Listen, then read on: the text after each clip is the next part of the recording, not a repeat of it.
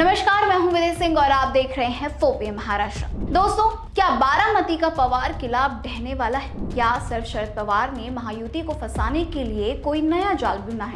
7 अप्रैल 2026 यानी आज बारामती में सन्नाटा तो है, लेकिन ये तूफान से पहले की शांति है। अजीत दादा के जाने के बाद बीजेपी और शिंदे की शिवसेना यानी महायुति अब इस विरासत पर कब्जा करना चाहती है। लेकिन क्या जनता एक टूटे हुए परिवार को वोट देगी या असली पवार के साथ खड़ी होगी? आज की वीडियो में हम पर्दा उठाएंगे उस कड़वी सच्चाई से जो टीवी चैनल्स आपको नहीं दिखा रहे हैं। याद कीजिए 2023 का वो मंजर जब दिल्ली की शह पर महाराष्ट्र की सबसे बड़ी राजनीतिक फैमिली को 2 हिस्सों में बांट दिया गया। महायुति ने अजीत पवार को अपने साथ तो ले लिया, लेकिन क्या उन्हें सम्मान मिला? नहीं, उन्हें सिर्फ मोहरा बनाया गया ताकि शरद पवार की ताकत को कमजोर किया जा सके।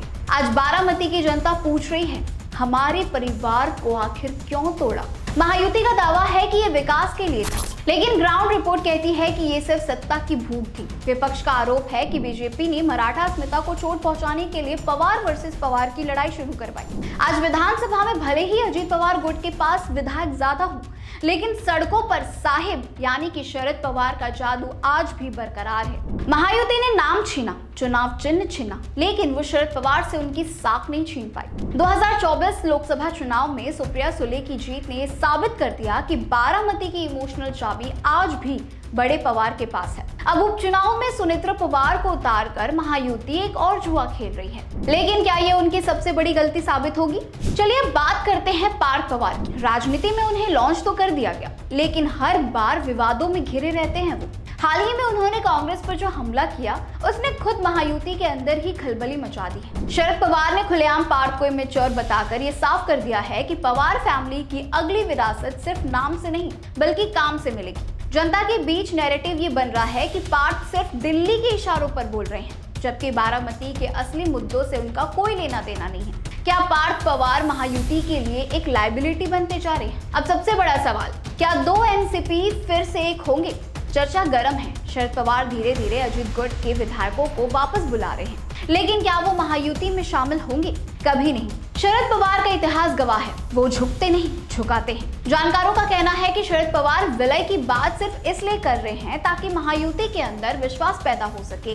वो चाहते हैं कि बीजेपी और शिंदे को लगे कि उनके साथी अजीत पवार की एनसीपी कभी भी पाला बदल सकते हैं। ये शरद पवार का वो मास्टर स्ट्रोक है जिससे महायुति की नींव हिल गई है। तो क्या बारामती इस बार दिल्ली के दबाव को ठुकरा देगी?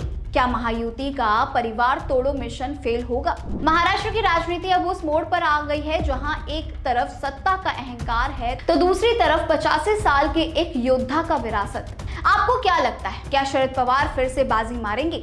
हमें कमेंट्स में अपनी राय जरूर बताएं। इस वीडियो को शेयर करें ताकि महाराष्ट्र की कड़वी सच्चाई हर किसी को पहुंचे। वहीं राजनीति में एनसीपी के विलय को लेकर सुप्रिया सुले और शरद पवार का बयान भी आया। जब एक मीडिया इंटरव्यू में उनसे पूछा गया तब उनका जवाब कुछ ये था।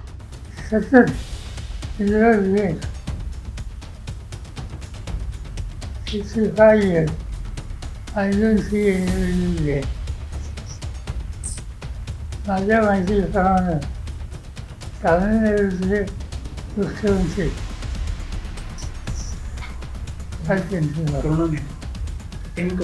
Karunanidhi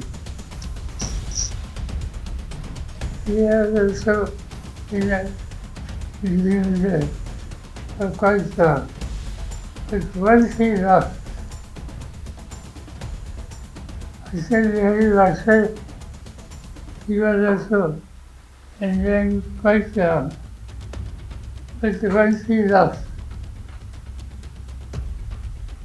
seriously, and every lesson I succeeded to well. And that's why